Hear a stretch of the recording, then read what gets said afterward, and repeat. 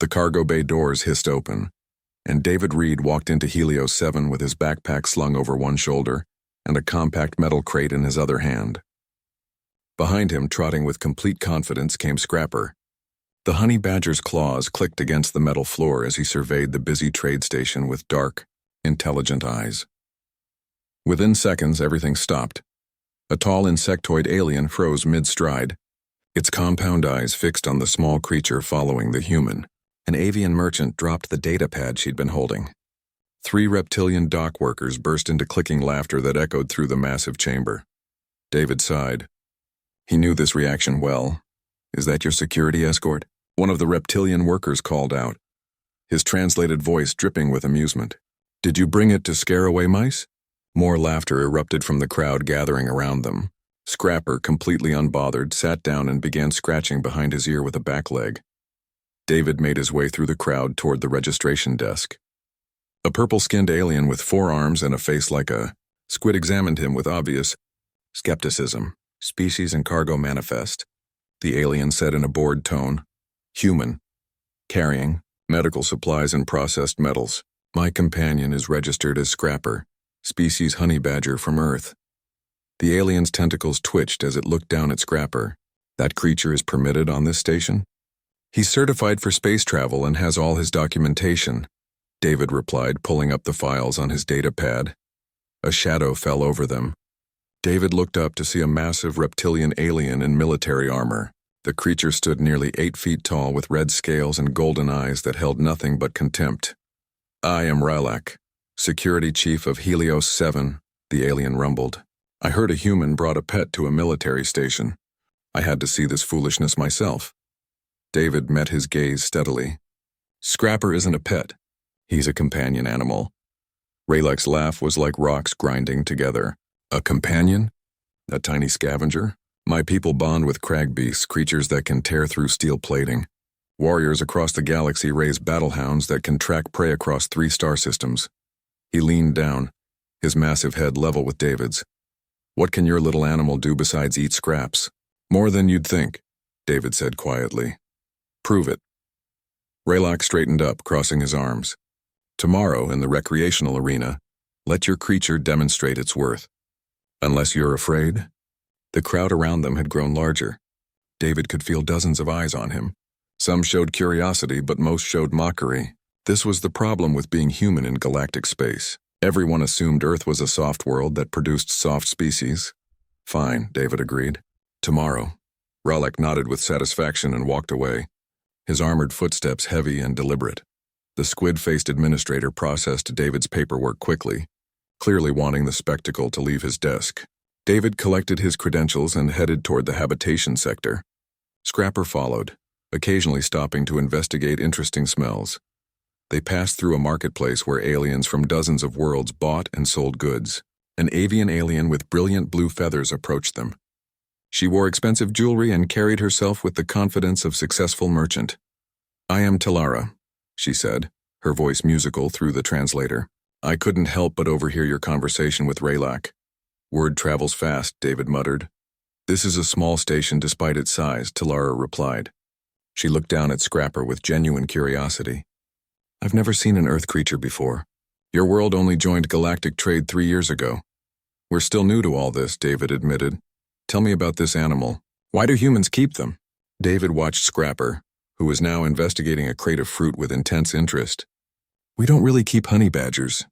They're wild animals. Scrapper is special because I found him as a kid on a colony world. His mother was killed by mining equipment. So it's a rescue?" Talara seemed disappointed. "I thought perhaps your species bred them for a purpose." "Honey badgers don't need human breeding. They're perfect as they are." David smiled slightly. "They're survivors. Fierce, smart, and absolutely fearless." Talara looked skeptical. "That creature weighs what, 20 pounds? How fierce can it be?" Before David could answer, an alarm blared through the station. The marketplace erupted into chaos as aliens rushed in different directions. A mechanical voice spoke through the station's communication system. "Commander Voran to all personnel. We have an unauthorized vessel approaching the station. Security teams to level 3. This is not a drill." David grabbed his backpack and scooped up Scrapper, who growled in protest. Tilara's feathers ruffled with obvious fear. Pirates, she whispered. The Scorn Raiders have been hitting stations in this sector for months. Around them, aliens were closing their shops and fleeing toward the upper levels. David saw Raylak running past with a squad of security officers, all heavily armed. Come on, David said to Tilara. We need to get to a safe zone. They ran through the corridors, following the fleeing crowd. Behind them, David heard the distinctive sound of explosive decompression somewhere in the lower levels. The pirates were already breaching the hull. Scrapper squirmed in David's arms, wanting to be put down. The honey badger's instincts sensed danger, and every fiber of his being wanted to confront it rather than run from it. Not yet, buddy, David muttered. Not yet. But deep down, David knew that Scrapper wouldn't stay out of trouble for long. Honey badgers never did. 12 hours before the pirate attack, David had reluctantly agreed to meet Raylak at the recreational arena. The massive circular space occupied an entire section of Helios 7's middle deck, with reinforced viewing platforms surrounding a combat floor designed to contain even the most dangerous creatures. Raylak stood in the center with 3 other security officers, all from different species. Behind them, a series of reinforced pens held various creatures that David assumed were the warriors' prized companions. You actually came, Raylak said, sounding almost surprised. I thought you might reconsider once you realized what you were up against. David set down Scrapper's travel crate and opened it. The honey badger emerged, stretched thoroughly, and immediately began investigating the arena floor with his nose. I don't back down from challenges, David replied simply. A crowd had already gathered in the viewing stands. Word had spread through the station that the human was going to showcase his tiny companion. Most of the spectators were there for entertainment, expecting to see the human humiliated. Raylak gestured to his fellow officers. Let me introduce you to what real companion animals look like. The first officer, a being covered in thick gray fur, opened a pen. Out stepped a creature that resembled a wolf, but its body was covered in crystalline formations that caught the light like diamonds. The beast was easily 5 feet tall at the shoulder, with eyes that glowed pale blue. This is a frost reaper from the ice moon of Torvan, the officer explained proudly. It can survive temperatures of -200 degrees and track prey by sensing their body heat through solid ice. The crowd murmured with appreciation. The creature was genuinely impressive. The second officer, an insectoid similar to the administrator David had met, released a beetle-like creature the size of a small vehicle. Its carapace was deep black with segments that overlapped like armor plating. When it moved, the sound was like metal grinding against stone. A battle scarab from the desert world of Ket, the insectoid announced. Its shell can withstand plasma weapons, and its mandibles can crush through starship hull plating. More impressed sounds from the audience. David had to admit these were formidable creatures. The third officer released a feline animal that moved with liquid grace. It was sleek and midnight black, but when it turned its head, David saw that its claws were actual metal, likely a result of genetic modification or cybernetic enhancement. Shadowcat from Velros Prime, the officer stated. Telepathic hunter. It can read its prey's intentions and react before they even move. The 3 creatures stood together, an impressive display of strength, armor, and predatory intelligence. Raylak smiled with satisfaction. Now, he said, turning to David. Show us what your Earth creature can do. David looked down at Scrapper, who had found something interesting in a crack in the floor and was digging at it with single-minded focus. Scrapper, David called. The honey badger ignored him completely. Still digging. Scrapper, come. The honey badger pulled something from the crack, examined it, found it uninteresting, and tossed it aside. Then he sat down and began grooming his face with his paws. Laughter rippled through the crowd. Raylak's expression showed pure contempt. Your creature doesn't even follow commands. What use is such an animal? He follows commands when he feels like it, David said, trying to keep his tone light. Honey badgers aren't pack animals. They don't have a hierarchy instinct. Then what good is it? Another officer asked. David picked up Scrapper, who allowed himself to be held, but continued to look unimpressed by the entire situation. Look, honey badgers aren't bred for combat or companionship. They're wild animals that happen to tolerate humans sometimes. So it's useless, Raylak concluded. I didn't say that. Raylak gestured to the arena. Then demonstrate. We've built an obstacle course. Let's see if your animal can at least complete a basic challenge. David saw the course they'd set up. It included walls to climb, tunnels to navigate, and targets to strike. It was designed for large, powerful creatures. He set Scrapper down at the starting point. The honey badger looked at the first obstacle, a wall with handholds. Instead of climbing it, Scrapper walked around it. When he found he couldn't go around, he started digging underneath it. "Stop him," Ralak commanded. "He's supposed to go over it." But Scrapper had already created a substantial hole and was halfway underneath the obstacle. When he emerged on the other side, he completely ignored the next challenge and instead made a direct line toward the food storage area that the arena staff used. Within 30 seconds, Scrapper had torn through a supposedly secure container and was helping himself to protein rations meant for the battle scarab. The crowd was roaring with laughter now. Even some of Ralak's officers were struggling not to show amusement. David walked over and pulled Scrapper away from the food, though the honey badger managed to grab one more chunk and swallow it before allowing himself to be picked up.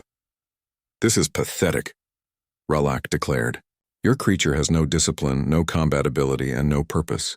It's simply a scavenger with an appetite." David felt his face flush with embarrassment, but he kept his voice steady. "He's not trained for performance. That's not what honey badgers do." "Then what do they do?" Tilara's voice came from the crowd. The avian merchant had appeared in the viewing stands. David looked down at Scrapper, who was now contentedly chewing on the stolen food. "They survive, no matter what. Survival isn't impressive when you're that small," Ralak said dismissively. "Any predator could end that creature in seconds." David wanted to argue, to explain that Scrapper had fought off predators twice his size, that honey badgers had skin so tough and loose that they could twist around inside it even when gripped by larger predators. He wanted to tell them about the honey badger's fearlessness, its refusal to back down from any threat regardless of size. But he knew they wouldn't believe him. Words meant nothing here. Only actions mattered. "I think we're done," David said quietly, putting Scrapper back in his crate. As he left the arena, the laughter followed him. His reputation on Helios 7 was now worse than when he'd arrived. That night, alone in his small quarters, David watched Scrapper eat his dinner with typical enthusiasm. The honey badger didn't care about reputation or respect. He just existed, fierce and independent and absolutely himself. "They'll understand someday," David told him. "When it matters." Scrapper looked up briefly, then went back to his food. Neither of them knew that someday would come much sooner than expected. The warning sirens had been blaring for 10 minutes when the entire station shuddered. David grabbed the wall of his quarters to steady himself as emergency lights flickered throughout the corridors. Scrapper jumped down from the bed, instantly alert and focused. "All personnel evacuate to upper levels," the mechanical voice repeated endlessly. "Security breach in Cargo Bay 7. All personnel evacuate to upper levels." David grabbed his emergency kit and opened the door. The hallway was chaos. Aliens of every species were running toward the emergency stairs, some carrying young ones, others dragging what possessions they could manage. He joined the flow of bodies, keeping Scrapper close to his legs. The honey badger moved through the crowd with surprising ease, his low profile allowing him to slip past larger beings who would have blocked David's path. They reached a junction where a security officer was directing traffic. The officer, a multi-limbed being David didn't recognize, was shouting orders in several languages at once. "Cargo levels are compromised. Everyone to residential safe rooms or the upper docking bays." "What's happening?" David asked. "Scorn raiders. They blasted through the lower hall with a boarding torpedo. Security teams are engaging, but they brought heavy weapons and combat creatures." Another explosion, closer this time, sent tremors through the floor. Smoke began filtering through the ventilation system, carrying the acrid smell of burning metal and something else, something organic and wrong. David moved with the crowd toward the upper levels, but as they passed an observation window, he caught sight of the cargo bay below. What he saw made his blood run cold. The pirates were a mixed group, wearing mismatched armor and carrying weapons from a dozen different worlds. They were ransacking cargo containers and threatening dock workers who hadn't evacuated in time. But that wasn't what stopped David's movement. In the center of the cargo bay stood something that belonged in nightmares. The creature stood on two powerful legs, its body covered in overlapping scales that looked like dark metal plates. It was easily 12 feet tall, with a tail thick as a tree trunk, and a head full of teeth that glinted in the emergency lighting. Its eyes were yellow and cold, tracking movement with predatory focus. "What is that thing?" someone in the crowd whispered. "Gorok," another voice answered, trembling. "Death World Predator. The Scorn Raiders use them for intimidation and elimination." As David watched, Raylak's security team arrived at the cargo bay entrance. The security chief himself was there, along with the officers David had met in the arena. They even had the battle scarab with them, its armored form advancing ahead of the security personnel. The Gorok turned its massive head toward them and released a sound that was part hiss, part roar. The battle scarab charged, its mandibles spread wide for an attack. The fight lasted less than 10 seconds. The Gorok moved with terrifying speed for something so large. It caught the battle scarab's charge, its clawed hands gripping the creature's carapace. For a moment, the two beasts strained against each other. Then the Gorok twisted, and the sound of the battle scarab's armor cracking was audible even through the observation window. The creature tossed the defeated battle scarab aside like a broken toy. Raylak's security team opened fire, but their weapons seemed to have little effect on the Gorok's armored hide. The creature charged, scattering the security personnel. 2 officers went down immediately, struck by that powerful tail. The crowd at the observation window backed away in horror. "Everyone keep moving," the security officer shouted. "Don't stop! Don't look back!" David let himself be pushed along with the crowd, but his mind was racing. That creature was down there with trapped civilians. The security team was clearly outmatched. They reached a stairwell and began climbing. David was about halfway up when he heard it. A sound that cut through all the chaos and noise, screaming, young voices high-pitched with terror. He stopped, causing aliens behind him to stumble and curse. "Keep moving, human," someone shouted. David pushed against the crowd, trying to get back down the stairs. Scrapper, sensing his intention, stayed right at his heels. "You're going the wrong way," an alien yelled at him. David made it back to the corridor and ran toward the sound. He passed several intersections, following the screams until he reached an access corridor that led to a secondary cargo area. The door was open. Inside, he could see them. A group of young aliens, maybe 6 or 7 of them, huddled behind cargo containers. They were children, probably left behind when their parents thought they'd evacuated to safety. Different species, different sizes, but all showing the universal expression of pure fear, because the Gorok had found them. The massive creature stood at the far entrance to the cargo area, blocking the only other exit. It moved slowly now, almost playfully, clearly enjoying the terror it was causing.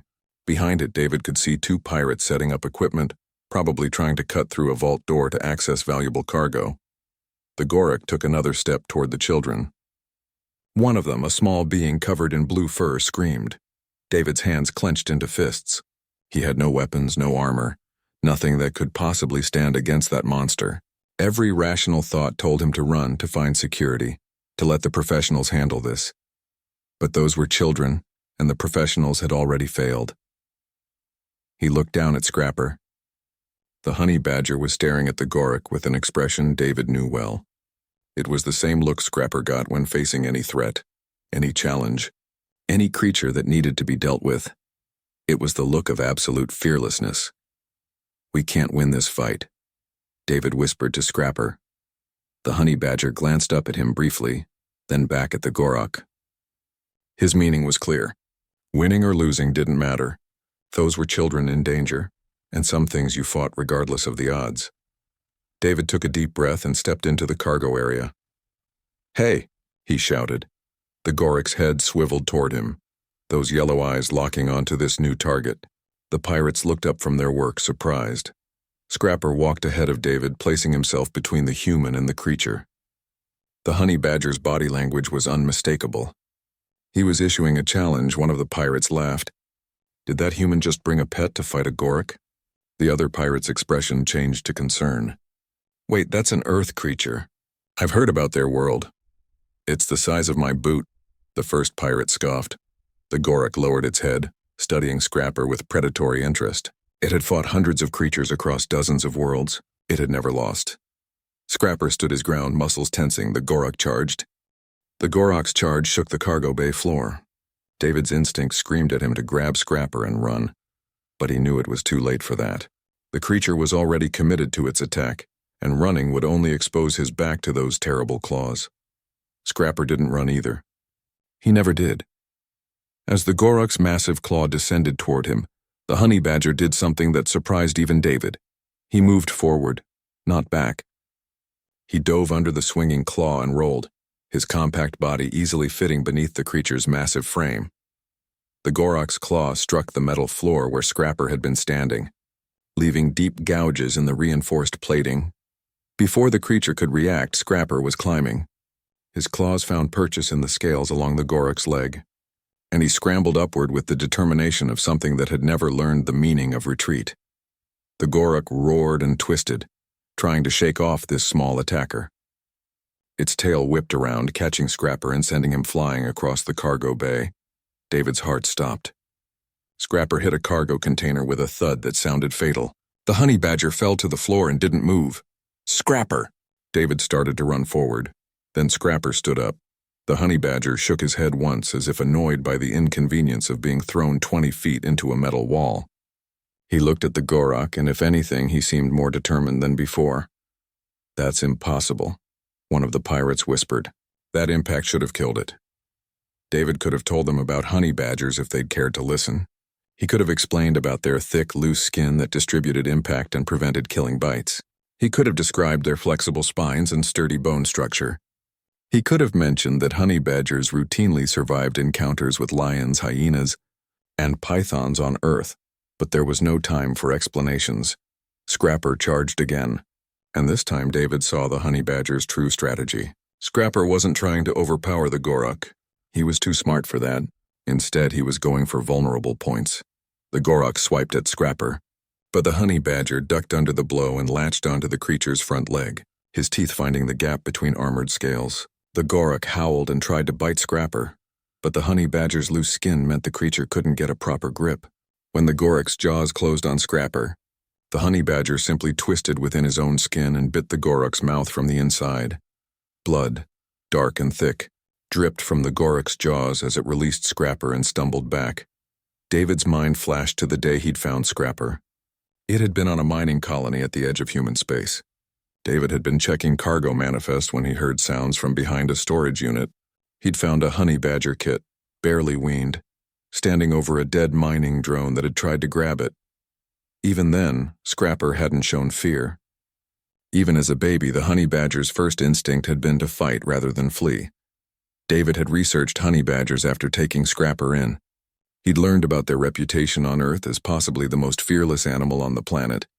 He'd watched videos of honey badgers fighting off entire packs of wild dogs, taking on leopards, raiding beehives despite thousands of stings, and simply refusing to die no matter what nature threw at them.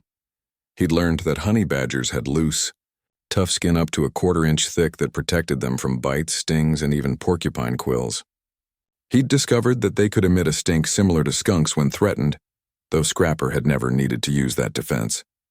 Most importantly, he'd learned that honey badgers simply did not stop. They fought until they won, or until they physically couldn't continue. There was no middle ground, no surrender, no retreat. The Gorok was learning this lesson the hard way. The creature tried to use its tail again, sweeping it low to crush Scrapper. The honey badger jumped, letting the tail pass beneath him and landed on top of it. Before the Gorok could react, Scrapper was running up the length of the tail, his claws digging in for traction. The Gorok spun, trying to throw Scrapper off, but the honey badger had reached the creature's back now. He bit down on the base of the Gorok's neck, where the scales were smaller and less protective. The Gorok slammed its back against a cargo container, crushing Scrapper between its armored body and the metal wall. The impact echoed through the bay. Scrapper held on. The Gorok did it again, harder this time. Scrapper's grip tightened. David watched in awe and horror as his companion demonstrated what millions of years of evolution on a harsh planet had created. Honey badgers didn't evolve to be the biggest or the strongest. They evolved to be unbreakable. The two pirates had stopped their work entirely, staring at the fight with expressions of disbelief. "What is that thing?" one of them asked, his voice shaking. "It's from Earth," the other replied. "Death world in the Sol system." Earth isn't listed as a death world in any database. Maybe it should be. The Gorok was bleeding now from multiple wounds. None of them were immediately fatal, but together they were taking their toll. The creature was slowing down, its movements becoming less coordinated. Scrapper, despite taking impacts that should have killed him several times over, was still fighting with the same intensity he'd shown at the start. The children behind the cargo containers watched in stunned silence. They'd stopped crying, too fascinated by what they were seeing to remember their fear. David knew he should help somehow, but he also knew that interfering might distract Scrapper at a critical moment. The honey badger was in his element now, doing what nature had designed him to do, and the best thing David could do was trust him. The Gorak made one final attempt to end the fight. It reared up on its hind legs and threw itself backward, intending to crush Scrapper completely under its massive weight. At the last second, Scrapper released his grip and scrambled to the side. The Gorak crashed onto its back with earth-shaking force, and in that moment of vulnerability, Scrapper saw his opportunity. The Gorak's throat was exposed. Scrapper didn't hesitate. While the Gorak thrashed on its back, trying to right itself, the honey badger launched himself at the exposed throat. His teeth found the softer scales beneath the armored jaw. These scales were meant to flex, to allow the Gorak to move its head, which made them thinner than the armor elsewhere on its body. For most predators, this weakness didn't matter, because few creatures could get close enough to exploit it. Scrapper wasn't most predators. The Gorak's roar turned into a gurgling scream. It rolled over, crushing Scrapper beneath its weight, but the honey badger's jaws remained locked. The loose skin that protected Scrapper meant the Gorak's weight was distributed across his body, rather than focused on crushing vital organs. David started forward, unable to watch without acting, but one of the pirates grabbed his arm. "Don't," the pirate said, his voice filled with something like respect.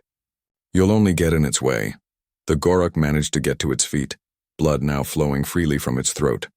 It staggered toward a wall, clearly intending to scrape Scrapper off against the metal surface. Scrapper released his grip just before impact and dropped to the floor. The Gorak turned, slower now, its yellow eyes showing something they'd never shown before in countless battles across the galaxy: fear. The creature tried to retreat, but Scrapper pursued. The honey badger moved with purpose, climbing up a cargo container to gain height, then launching himself at the Gorak's head. This time, Scrapper aimed for the eyes. His claws raked across the creature's face, finding the vulnerable orbs and tearing with precision. The Gorak screamed and shook its head violently, but Scrapper hung on, his compact body swinging like a pendulum as the creature thrashed. Blood splattered across the cargo bay floor. The Gorak crashed into containers, trying desperately to dislodge its attacker. Equipment scattered. Metal groaned under the impact of the creature's increasingly frantic movements. David realized with horror that he couldn't tell how much of the blood was from the Gorak and how much was from Scrapper. The honey badger had to be injured. No creature could take this much punishment without serious damage, but Scrapper kept fighting. The Gorak's movements were becoming erratic now. It had lost too much blood from the throat wound. Its vision was compromised. The creature that had defeated Raylax's battle scarab in seconds was now stumbling, disoriented, dying. Scrapper dropped from the Gorak's head and circled to its side. The creature tried to track him but moved too slowly.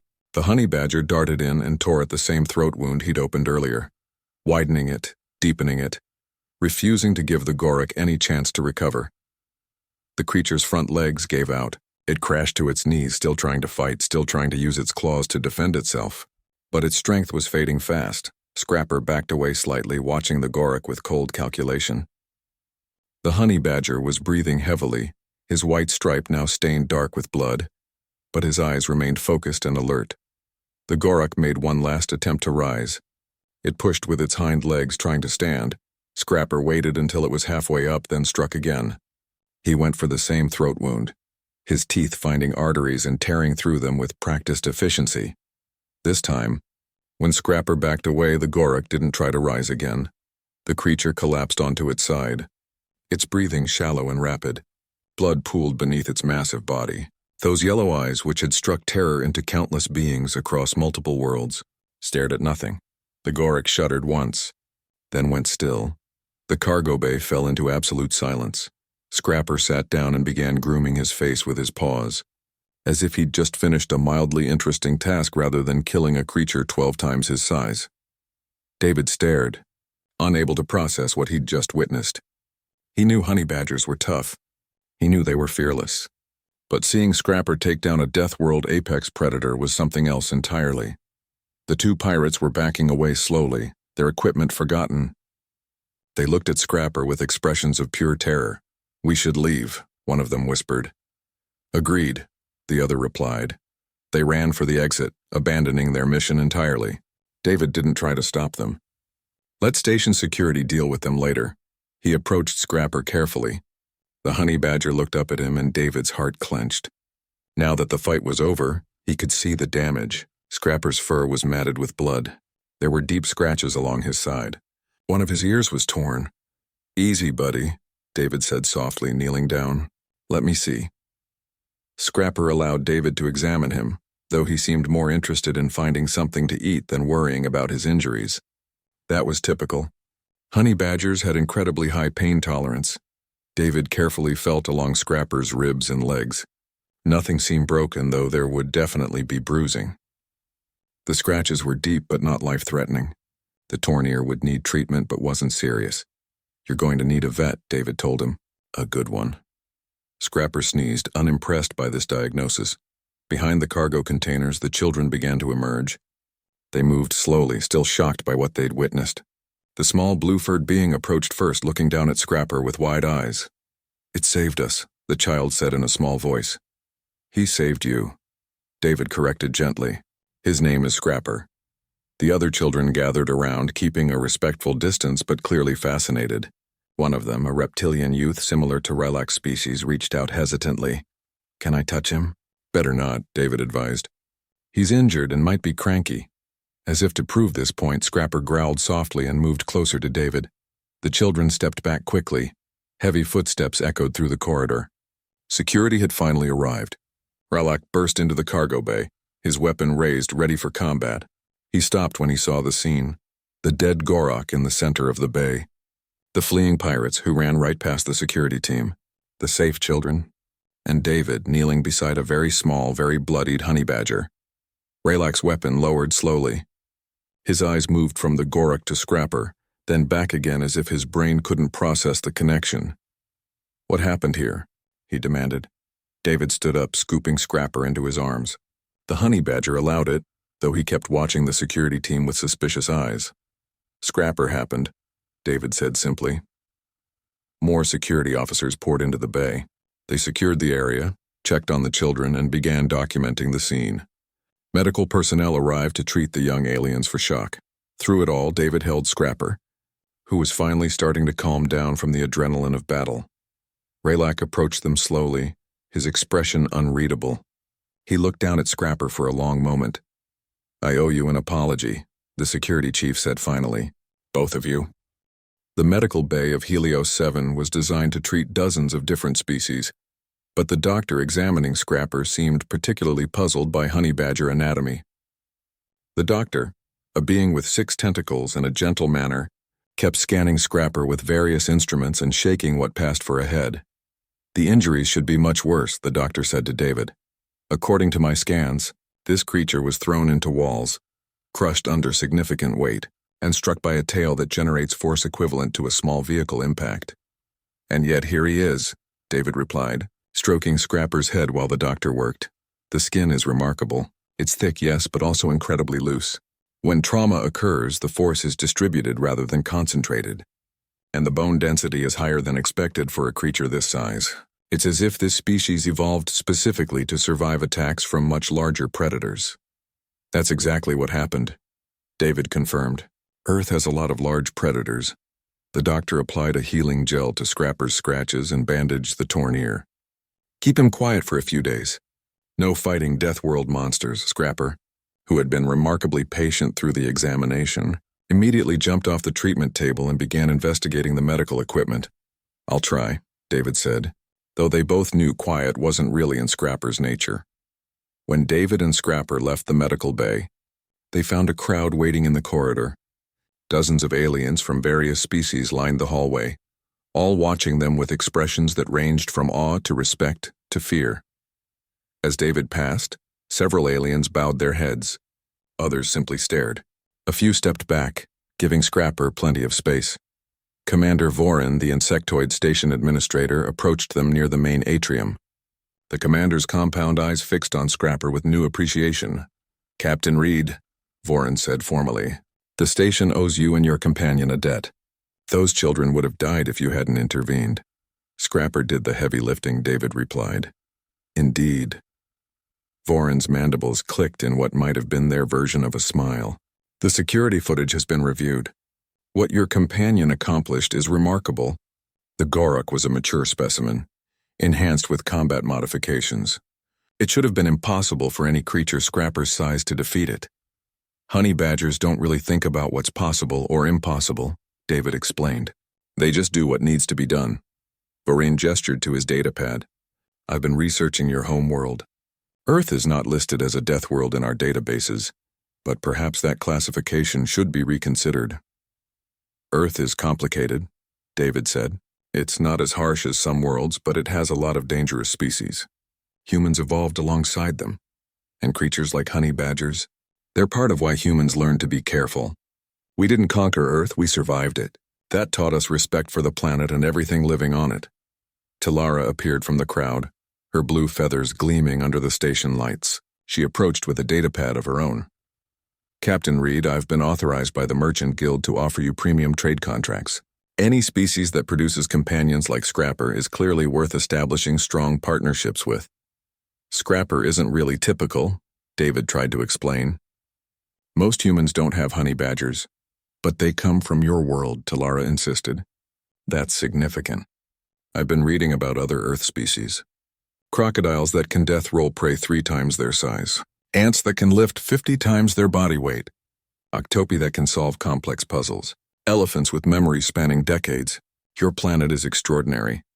We have some interesting animals," David admitted, trying not to smile at the aliens' newfound enthusiasm for Earth wildlife. Raylak approached last. The security chief looked tired, with fresh bandages visible under his armor. He stopped in front of David and, to everyone's surprise, dropped to one knee. "I underestimated you and your companion," Raylak said formally. "In my culture, such misjudgment demands recognition. I request permission to tell the story of Scrapper's battle to my people. Your companion's courage deserves to be remembered." David glanced down at Scrapper, who was currently trying to determine if Raylak's armored knee was edible. "You can tell the story," David agreed, "but tell it accurately. Scrapper didn't fight because he was trained or because he wanted glory. He fought because children were in danger, and that's what honey badgers do. They protect what matters." Raylak stood, his golden eyes meeting David's with newfound respect. "I will tell it exactly so, and I will add that humans who bond with such creatures must be equally worthy of respect." Over the next few hours, David found himself repeatedly telling people about Earth and its animals. He showed them videos he'd stored in his datapad. Honey badgers raiding beehives, fighting off lions, digging burrows with impressive speed. The aliens watched with fascination and growing respect. One young alien, the blue-furred child Scrapper had saved, approached shyly with their parent. "Can I thank him?" the child asked. David nodded, and the child carefully approached Scrapper. The honey badger, full of food from the medical bay and relatively content, allowed the child to gently touch his head. "Thank you for saving me," the child whispered. Scrapper looked up at the child, then went back to grooming his paws. Thanks weren't necessary in his worldview. He'd seen a threat and dealt with it. That was simply what one did. That evening, David prepared to depart Helios 7. His cargo run was complete, and he'd received several lucrative offers for future contracts. The station's view of humanity had shifted dramatically in just one day. As he walked to his ship with Scrapper trotting beside him, David passed the arena where he'd been humiliated just yesterday. The obstacle course was still set up, now looking foolish and irrelevant. Talara intercepted them at the docking bay entrance. "Before you go," she said, "I want to understand something. Humans keep animals as companions, not as weapons or tools. Is that correct?" "Usually, yes," David confirmed. "We form bonds with them. They're family. And yet your companion is clearly capable of extreme violence. David looked down at Scrapper, who was investigating an interesting smell near a cargo crate. Honey badgers are what they are. Fierce, independent, fearless. Humans don't try to change them or train them to be something else. We respect them for what they already are. That's a very different philosophy from most species, Talara observed. Most cultures either dominate animals or engineer them for specific purposes. Earth taught us that everything alive has value in its natural form, David said. Honey badgers don't need to be improved or modified. They're already perfect at being honey badgers. Talara's feathers ruffled thoughtfully. Your species is more interesting than I initially believed. Safe travels, Captain Reed. I suspect the galaxy will be hearing much more about humans and their remarkable world. David boarded his ship with Scrapper. As the docking clamps released and they moved away from Helios 7, David pulled up the communications logs. The story had already spread beyond the station. Across the galactic network, messages were flying between worlds. Videos of the fight captured by security cameras were being shared and analyzed. Scientists were requesting information about Earth's biosphere. Xenobiologists wanted to study honey badgers. The title of one popular newsfeed caught David's attention. Deathworld Earth, the planet that produced the unkillable badger. He laughed and showed the screen to Scrapper. You're famous now, buddy. Scrapper glanced at the screen, unimpressed, then curled up in his favorite spot near the ship's heating vent. Within minutes, he was snoring softly, content and peaceful. David set course for their next destination, a mining colony 3 systems away. As the stars streaked past the viewport, he reflected on how quickly things had changed. Yesterday, humans were viewed as soft, their world as unremarkable, their companions as useless. Today, the galaxy was reconsidering everything they thought they knew about Earth, all because one small creature had done what came naturally, refusing to back down, protecting the innocent, and surviving against impossible odds. That was the thing about honey badgers, David thought. They didn't try to be impressive. They just were, and maybe David realized that was true of humanity too. Humans didn't need to prove they were the strongest or the smartest. They just needed to be themselves, survivors from a world that had taught them the value of courage, persistence, and standing up when it mattered. The galaxy would learn.